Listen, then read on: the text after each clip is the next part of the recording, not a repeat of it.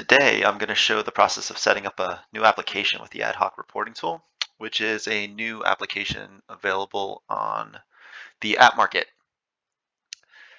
My goal is to take two record types from the Velo order fulfillment application on Appian Community Edition site and set them up for end user reporting within 5 minutes.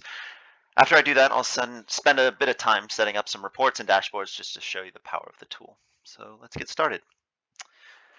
The first step is to teach the tool about the record types I'm going to be working with. So what you see me doing here is adding the record types to a package, and I'll just take that package and I'm going to export it and import it into the tool.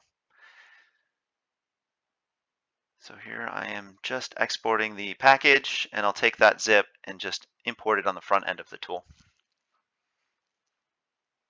So I'm not going to speed up anything here, so you should see that you can get this done pretty quickly. All right, so this is the tool. There's a dashboards page, reports page, reporting groups, some styling settings, and the admin tools, which are available to anyone who's a admin of this particular application. So I'm going to update the record types by uploading that record type zip into the tool. So this is going to look at all the record types and pull out the relationships, the fields, the filters, the actions, so that I can then use them in the reporting. So just let me give that a little bit of time to finish. All right. So now it should have read from all of my record types. So here are all the record types that I just uploaded. I'm going to start with the customer's record type. So here I'm configuring which fields from that record type are going to be available for the end users to report against. So I'll use their name, ID, tier, phone, maybe when they were created, and it has a relationship down to the address, so I'm going to include some of the address fields. I don't need the ID, but maybe I'll include the city, state, street, and zip. So let me get rid of the ID there. All right, and then I can choose which filters are going to be available and what actions are going to be available for the end users to configure. And that's it. I've set up a new record type for end users to report on. So it's only a couple minutes in. Let me do a second one. Oops, I might have done that a bit too fast. All right, let me set up some order history. All right, again, I need to choose the fields that are going to be available. So let's do order ID, due date, special instructions, status, type, analyst, customer name, tier. As you see, all the relationships are here as well. So I can pull a lot of different fields here. Maybe I'll grab the, I think that might be it for this purpose.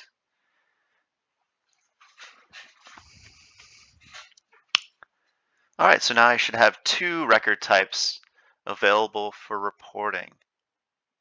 All right, so now at this point, you could just deploy this up to a higher level environment. Typically, this configuration is only going to be done in the development environment. What's going to happen is that expression rules are going to get created per record type that you configure. So it's just a matter of deploying this application and all of the, sorry, I'm in the wrong app, and all of the associated record types and expression rules within the application up to the next environment. So from a user's perspective, what they would then have the ability to do is build reports based on those record types. So here I am creating a report for customers. So let's do a really simple all customers report. So maybe I'll just include all of these fields, maybe sort by the name, show some filters, an action, and some other features of grids. All customers. I can make this available to myself or to others, and then create my report. Let's create another report, more of an aggregation style report. So maybe I'll choose customers again, and I'm going to add some columns. So in this case, I'm going to do a report where I group the customers by tier. So I'm going to group by tier. I'm going to use the count of ID. Let's sort by that in our pie chart. I'll choose a drill down report here. You'll see I'll make some changes to that in a bit.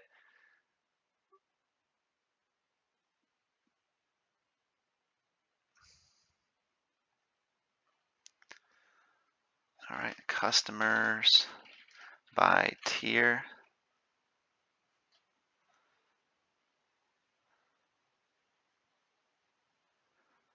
All right, so now now that I have a couple of reports, I can create a dashboard. So let me make a new dashboard. I'll call this one customer dashboard. Let's add some reports to it. Customers by tier, all customers.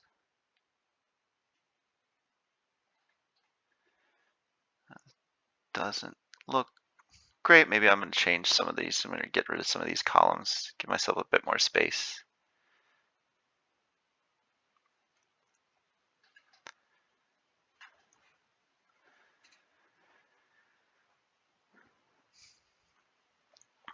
All right, so now with my customer dashboard, I can drill from this one down.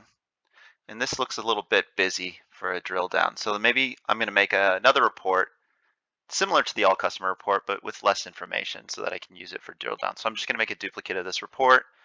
I'm going to remove some of these columns. So I really only want the name of the customer and maybe what state they're in.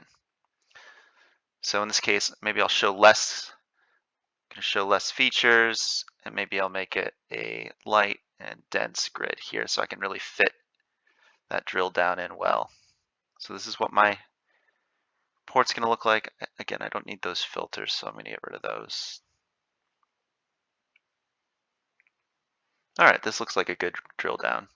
I'll call this customer drill down.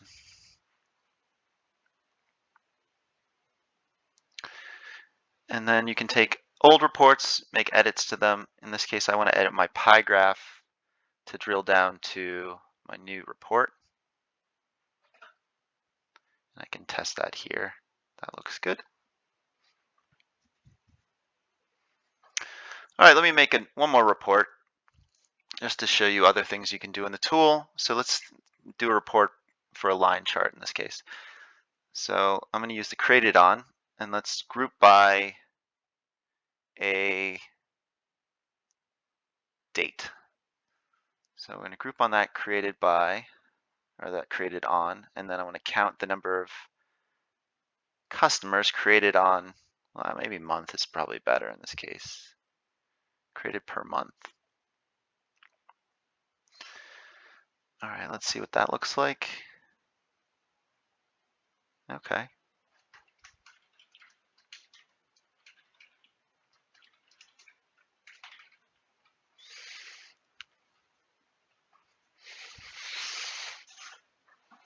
I'm going to add that back to my customer dashboard.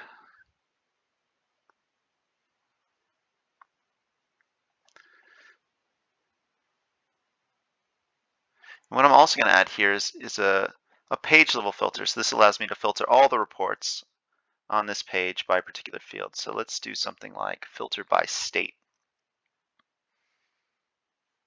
So I can take a look at all my reports here, and then maybe I only want to look at Virginia customers. So now I'm seeing all of my Virginia customers. There's one of each tier. There's one created in various months throughout the years. And I can add additional filters. I can save my filters. I can have default filters, share reports with users and groups. So this is just a little bit of the power of the application that I wanted to share with you today. Please let me know if you have any questions. Again, it's available on the app market today. I'm making updates to it